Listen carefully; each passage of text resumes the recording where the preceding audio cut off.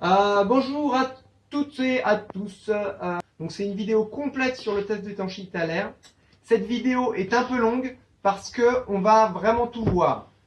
Du conditionnement au montage de la porte, au test, à la prise de fuite avec caméra thermique, thermoanémomètre, avec la main. J'ai rien oublié de montrer sur cette vidéo au niveau du test d'étanchéité à l'air. C'est pour ça qu'elle est un peu longue. Quand on fait ce test, on éteint la VMC. Ça, je ne l'ai pas montré. Je crois que c'est une des seules choses que je n'ai pas montré. Sinon, vous allez voir vraiment comment ça se passe de A à Z. Pour les feignants, je referai une vidéo quand j'aurai le temps, c'est-à-dire d'ici 2-3 mois, où je réduirai la vidéo. J'essaierai d'en faire 3 minutes ou peut-être 5 minutes. Mais réduire une demi-heure en 5 minutes, faut être bon pour ça. Si vous faites de la formation, vous pouvez vous servir de cette vidéo. C'est open, libre de droit, du moment que vous laissez mon logo ou que vous dites d'où ça vient. Bonne vidéo! Si vous avez des questions, vous pouvez m'envoyer des commentaires. Si vous n'avez pas de questions, m'envoyez pas de commentaires. C'est tout. Hein, likez la chaîne et abonnez-vous avec la petite cloche.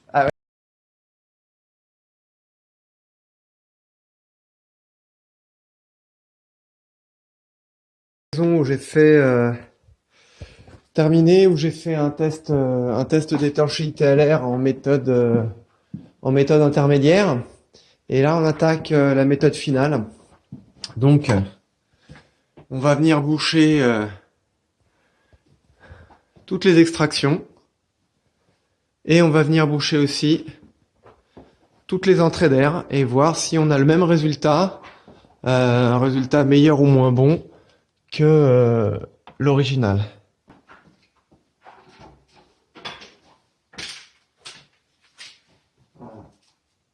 On bouche au niveau de la grille, mais on va pas boucher la grille qui était mal placée d'ailleurs.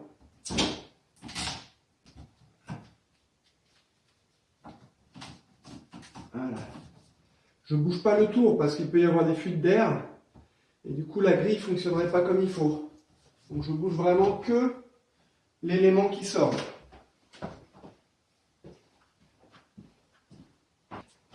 Je vais venir boucher les entrées d'air. Voilà, là-bas on a une hygro réglable. Donc les hygros réglables, c'est pas la peine de tout boucher. En réalité, c'est vraiment l'entrée d'air, elle est au-dessus là.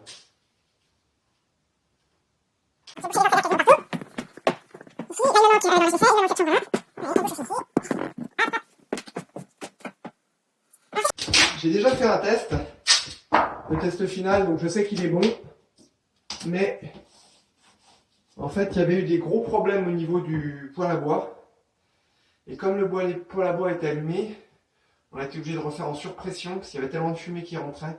Donc là, de refaire un test, ça va me permettre de faire une vraie recherche de fuite. En dépression, on fait des recherches de fuite beaucoup plus facilement avec la main. Et du coup, là, en surpression, on ne peut pas savoir vraiment où s'en va l'air, à part de mettre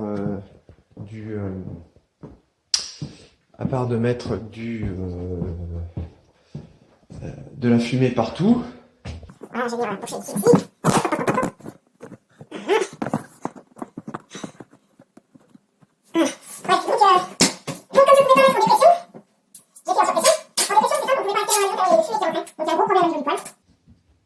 Donc j'ai demandé au client là d'éteindre le poêle et je suis venu le montrer pour pouvoir faire le test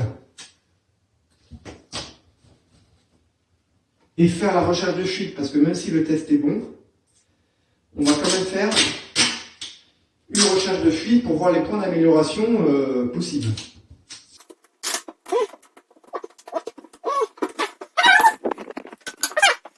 Enfin pas généralement, on laisse toutes les portes ouvertes, sauf les portes, les WC. Donc ça c'est un WC, je vais le fermer, je le rouvrirai plus tard.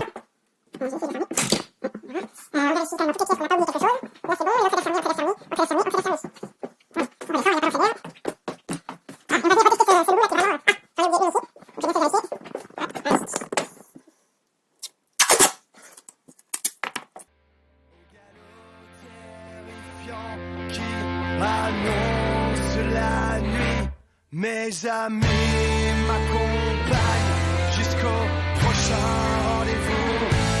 Mes amis m'accompagnent jusqu'au bout.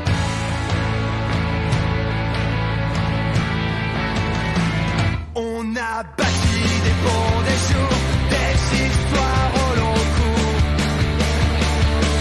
Perdu la vue, perdu la vie, oublié l'amour, écarté les fumées, et dompté les éclairs. Mes amis d'aventure sont là pour te plaire.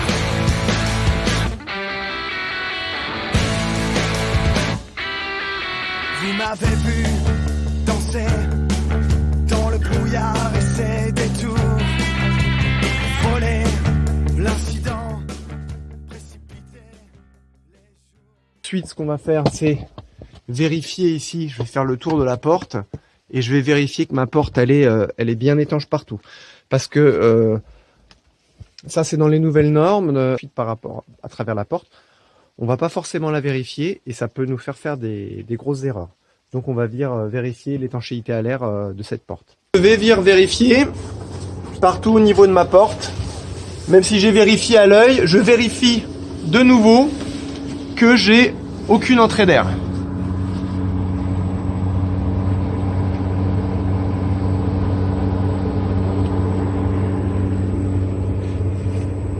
Bon, il n'y a rien qui passe. Donc ça c'est bon, c'est vérifié. Et maintenant je vais... Donc là, j'ai préparé le bâtiment. Je vais mettre les données, c'est-à-dire la surface de parodépertive, le volume, la hauteur du bâtiment, l'altitude, les différences de pression, l'altitude, pardon, la pression atmosphérique. Est-ce qu'il y a du vent ou pas, donc ce que j'ai mesuré tout à l'heure. Et puis on va lancer le test. Maintenant, sur ce test, il y a deux choses. Je refais le test pour pouvoir bien voir les fuites par rapport au fait qu'on avait un poêle très fuyant et que j'ai pas pu faire correctement la recherche de fuite à mon goût, même si le test il est bon. Moi, je veux savoir où sont les fuites et est-ce qu'il y a des corrections possibles à faire. Après, je sais que ce bâtiment est très étanche par rapport au diaphragme. Ça, je l'expliquerai peut-être plus tard. Allez, donc là, on a commencé le test. Il va prendre les pressions à débit nul, c'est-à-dire débit nul, en fait, il veut savoir est-ce qu'il y a une grosse différence entre l'intérieur et l'extérieur pour savoir s'il y a du vent. Et pour ça, on a des capteurs. Et c'est ces capteurs qui vont nous servir d'ailleurs aussi pour le test, dont j'ai pas encore parlé. Donc les capteurs. On a quatre capteurs au niveau de pression sur le manomètre. On en a un qui est en prise directe avec l'intérieur. On en a un que j'ai mis tout à l'heure dehors qui va avec l'extérieur. Et on en a deux dans le ventilateur. Donc là, qu'est-ce qu'il est en train de faire, Pénard, là? Il est en train de voir est-ce qu'il n'y a pas trop de vent à l'extérieur. Parce que moi, je lui ai dit qu'il n'y en avait pas trop. Mais il va quand même vérifier qu'il n'y ait pas trop de vent. Pourquoi? S'il y a trop de vent, moi, je vais devoir changer déjà à la base mon départ de pression. Mais moi, j'aime bien, on peut faire ou en pression montante ou en pression descendante. Toujours est-il qu'il faut au moins 5 paliers de pression. Plus on va mettre de paliers de pression et plus on va être précis. Donc moi j'en mets 7 paliers de pression. Je commence à 10 pascal et je finis à 55 pascal. Il faut avoir 10 pascal minimum et au moins atteindre 50 pascal. Donc voilà. On pourrait commencer en dépression, c'est-à-dire 55 pascal. Et puis descendre au fur et à mesure les paliers de pression pour arriver jusqu'à 10 pascal.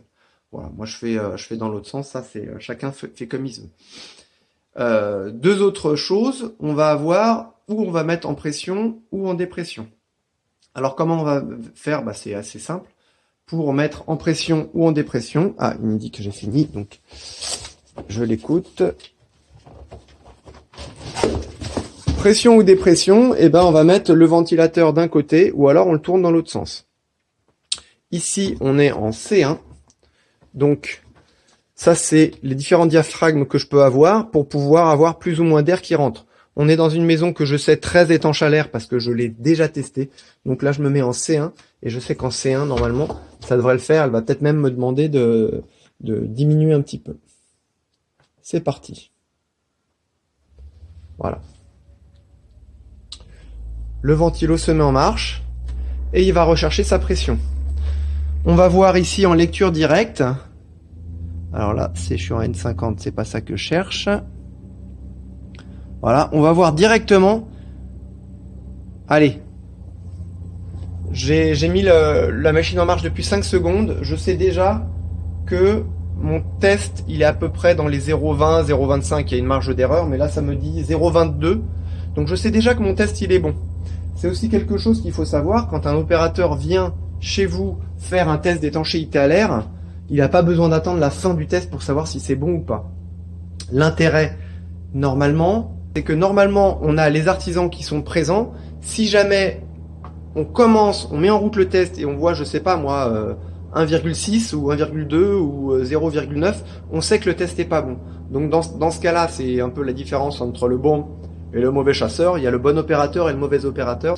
Non, mais normalement, on demande que les artisans soient là pour qu'ils puissent corriger les fuites. Je mets en route, je vois 0,9, je vais pas faire le test et au bout de 0,9 dire bah le test il est pas bon, je recherche les fuites, au revoir monsieur, au revoir madame. Je pourrais en théorie faire ça. Enfin, il y a des gens qui font ça. Pour moi, c'est pas correct. Je vois 0,9. Qu'est-ce qu'on fait? On arrête le test. On va mettre la machine en asservissement vitesse. Donc, je vais rechercher une certaine pression et je vais la mettre à, j'en sais rien moi, à 30%, 40%, 50% de vitesse.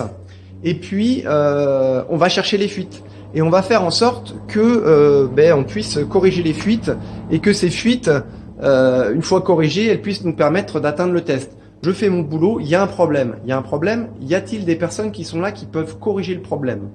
En tant qu'opérateur, j'ai pas le droit de toucher à l'étanchéité à l'air. Par contre, je peux demander aux gens de venir corriger les fuites de manière définitive, par exemple en mettant du silicone, colle ou acrylique selon les endroits où on est. Si c'est sur un pare-vapeur, des scotch, mais pas du scotch orange, du vrai scotch. Dans tous les cas, il est strictement interdit de mettre un scotch provisoire pour que le test passe et puis après on retire. C'est pas le but. Le but de toute façon de ce test, c'est bien que la maison fonctionne, j'ai envie de dire comme sur les plans, comme l'a prévu le thermicien ou la thermicienne. Si jamais on n'a pas la bonne étanchéité à l'air, eh ben on aura des déperditions en plus et on aura une maison qui fonctionne pas bien. Voilà. Donc là, le test est terminé. Le logiciel me demande de nouveau recouvrir le ventilateur pour revérifier encore les pressions intérieures-extérieures, s'il n'y a pas trop de différence de pression. Une fois qu'il va avoir fait toutes ces vérifications, j'aurai le résultat définitif. Suspense. Donc là, le test est terminé. Je vais peut-être passer sur un autre écran. Là. Voilà. Donc, je ne sais pas si on voit bien. Le résultat final, il est de 0,21, donc 3 fois plus étanche que ce que demande la norme. On a aussi le résultat en N50, on est pas mal, on est à 1. Donc moi sur mon V4 là, j'ai pas trop d'incertitude, j'ai 4,5% sur le V4. Donc le test est bon. Le test, la partie test en elle-même maintenant est finie. Je sais que mon résultat est bon, donc j'enregistre. Et maintenant, je vais faire la recherche de fuite, qui est quelque part je vais pas dire que c'est la chose la plus importante, mais la recherche de fuite, c'est là où on va voir est-ce qu'il y a des points d'amélioration ou pas sur cette maison. Il faut savoir que donc cette maison, je l'ai déjà testée. C'était à peu près le résultat que j'avais trouvé. Je voulais juste vérifier par rapport aux surfaces. Le problème qu'on a ici, c'est que on a un très bon test d'étanchéité à l'air. Donc c'est pas un problème, mais ça veut dire que les fuites que je vais trouver sont très importantes par rapport aux fuites globales. Or, le problème ici, c'est que la fuite très importante, je l'ai trouvée sur ce poil. Et ça me pose un gros problème, parce que normalement, les poils en RT 2012 sont censés être complètement étanches. Le risque ici, alors je l'ai déjà vu avec les clients et avec l'architecte, le risque ici c'est quoi? Eh bien c'est que On a un poêle ici qui est étanche. On a ici, bon, vous la voyez pas, une sortie d'air qui est en plus la sortie d'air cuisine. Derrière, on a une autre sortie d'air. Et on a l'entrée d'air qui est ici. Donc, petit rappel, l'air est une grosse feignasse. Donc l'air va faire le passage le plus court. Donc, ce qui risque de se passer avec la VMC, surtout quand les propriétaires vont mettre en grand débit la VMC, c'est qu'en fait, on a un double tirage. On a un tirage par le conduit et on a un tirage par la VMC. Et le risque, c'est quoi? Ben, c'est tout simplement d'avoir du monoxyde de carbone. Et ça, ça va être signalé dans le rapport. C'est quelque chose qui peut être très dangereux. C'est assez rare quand même. Alors, c'est quelque chose qui est assez rare dans une maison RT 2012. On va voir quand je vais faire la recherche de fuite, mais ça fuit par là, ça fuit par là, ça fuit par là, mais par contre, ça fuit par là, et ça fuit par là, et ça fuit par là aussi. Il y a beaucoup trop de fuites. Généralement, on trouve des fuites au niveau du raccord ici. Là, il y en a quelques-unes. S'il y avait que ça pourrait aller. Mais il n'y a pas que ça. Il y en a de partout. Vous allez voir la vidéo. Je vais vous montrer la vidéo où ça fuit. C'est vraiment pas bon, quoi. La caméra thermique me permet de faire une première inspection rapide. Donc là, ici, on a peut-être des fuites d'air. Je vais vérifier avec la main. Et après, je prendrai des photos avec le thermoanémomètre. Ouais, c'est très très très léger. Mais alors quand je dis très léger, c'est vraiment, ça passe un peu. Ça passe un peu. Ouais, là par contre ça passe plus. Hein. Parce qu'on a quand même un...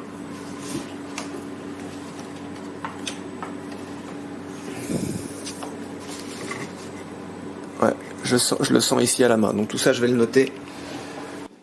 Ouais, bon là c'est pareil. Au niveau, on a une fuite au niveau de l'entrée d'air, on a une fuite. Ici, on va regarder, ça c'est des cas typiques où on peut trouver, mais là il n'y a rien. Il n'y a rien du tout. Je le vois sur la caméra thermique.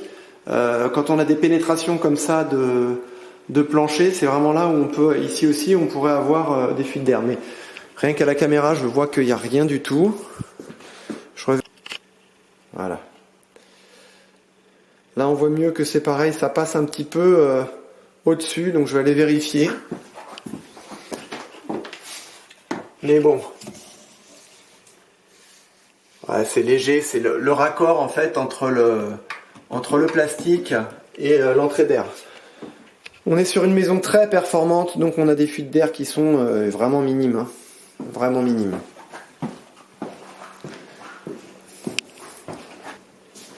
Ici,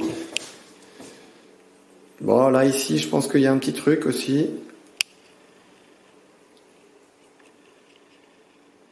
Bon c'est très faible. Je regarde avec la main. Bon c'est des oscillobattants, donc généralement les oscillobattants ici là, il y a un joint qui manque. De toute façon on peut le faire, c'est pas gênant. Je fais mon asservissement en vitesse, on va regarder de suite. Non, elle a été fait plutôt pas mal. Ils ont fait la continuité du joint. Là, on a ce joint qui vient boucher, mais quand même, c'est que ici, là, on a une petite, souvent une petite dépaire, mais qui est vraiment infime. Voilà. Donc ça, je le prendrai quand même dans le rapport. Et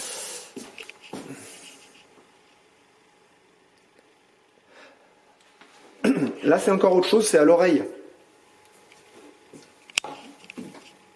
On entend une légère fuite.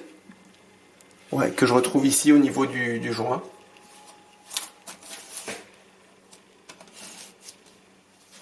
Bon, ça reste de l'étanchéité haut de gamme. Bon, donc c'est un peu ce que je pensais. À la caméra, on voit pas trop parce que j'ai pas assez de différence de température entre l'intérieur et l'extérieur. Donc, je vais regarder maintenant avec mon thermoanémomètre et ma main. Le meilleur outil, l'outil le plus performant, le plus efficace, quasiment, un outil de haute technologie, c'est la main. Parce qu'avec la main, je vais pouvoir tout détecter. Donc là, je vais faire la recherche de fuite à la main. Et ce que j'aurai trouvé à la main, je vais prendre des photos avec le thermoanémomètre pour le le confirmer. Bon, là j'ai une fuite d'air ici. Fuite d'air aussi là. Légère fuite d'air ici. Alors là, grosse fuite d'air. Ouais, tu vois, enfin, comment tu peux avoir une bonne étanchéité quand ton tuyau il fait ça là? Donc là, il y a vraiment ici une très grosse fuite d'air. Très très importante. Toujours avec ma main. Ici aussi, fuite d'air importante là. Et une fuite d'air ici là. Bon, je les ai vérifiés déjà un peu avec la caméra. Je vais faire le tour ici avec ma main des menuiseries. Là par exemple, il y a une légère fuite d'air ici là. Donc celle-là je vais la noter. Les prises, les interrupteurs. De nouveau, bon ça c'est un oscillobattant ou pas? Ouais, ça c'est un oscillobattant, donc ça c'est un cas classique. Ici au niveau du joint, on est un peu moins bon parce que là on a un joint qui vient légèrement se comprimer et ici il se comprime pas. Donc on a une petite fuite d'air là. Et ça on l'aura à tous les oscillobattants et dans toutes les maisons généralement qu'on fait où il y a des oscillobattants, on a ce genre de fuite. Par contre, c'est à noter quand même quelque chose de très intéressant je trouve. C'est encore une ouverture à la française et un châssis fixe. Donc ça fait de la grosse luminosité et ça fait pas de fuite d'air. Allez, je continue ici ma recherche de fuite. Là j'avais vu une fuite en test intermédiaire, ça a l'air d'être à peu près réglé. Je vérifie partout. Voilà. Et ça, je vais faire ça à vraiment toutes les menuiseries pour vraiment quantifier les fuites au niveau de toutes les menuiseries. Et toutes les prises, même si j'ai fait des petits tests avant avec la caméra thermique.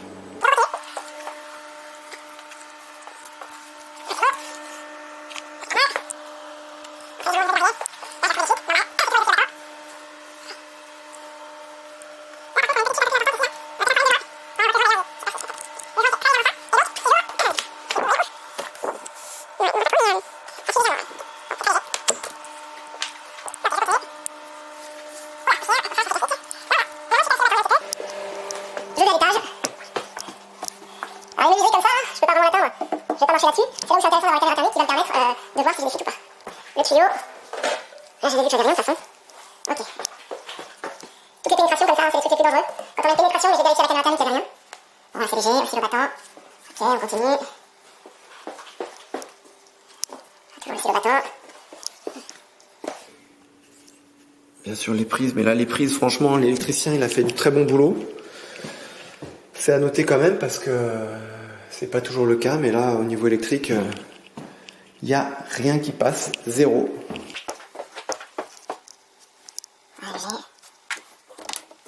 Ok, allez, salle de bain.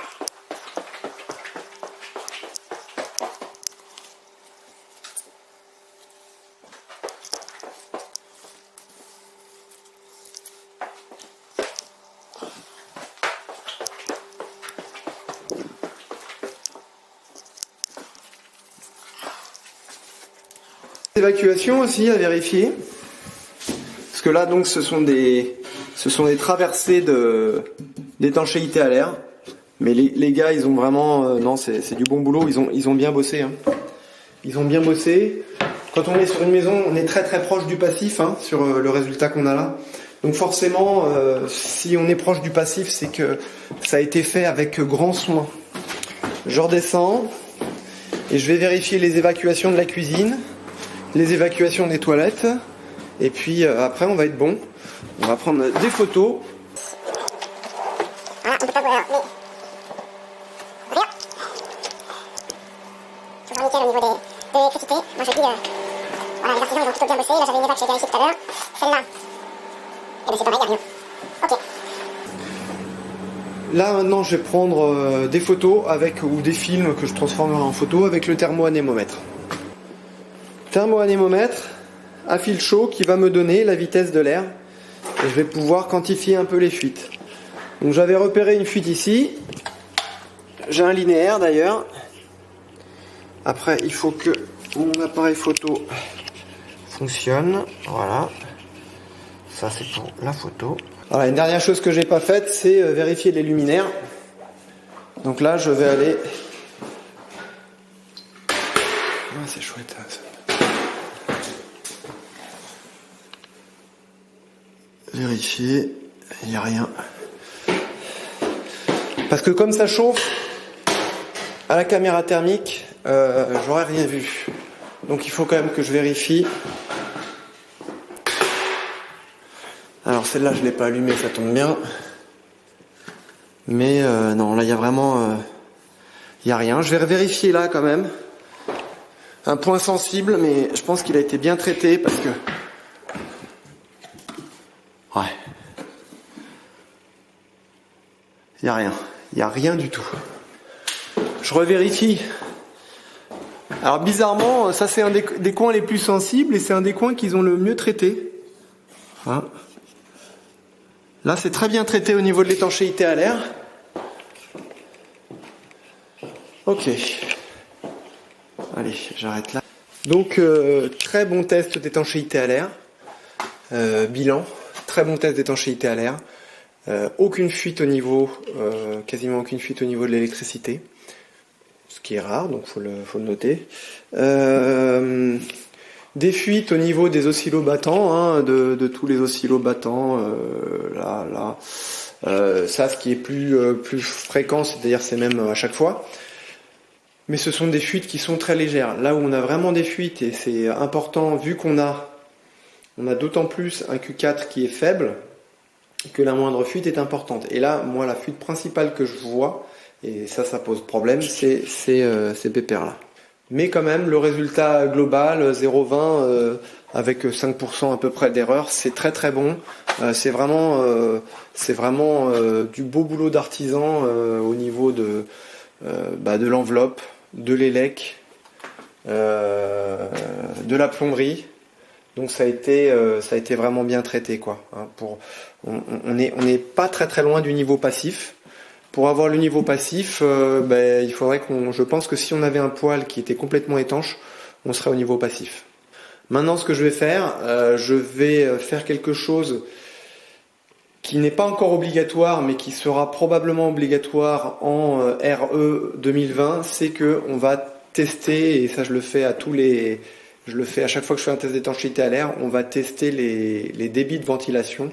En tout cas là sur de l'hygro, je vais tester la pression aux bouches. Et ça va me permettre de voir si, parce qu'on a une maison très étanche,